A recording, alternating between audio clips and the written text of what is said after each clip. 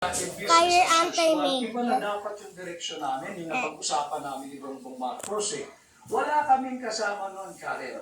Alam kong alam mo, walang gustong sumama kay Bongbong Marcos matapos ang 2016.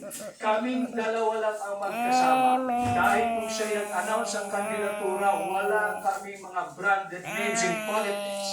At nung mananalo na, nandyan na.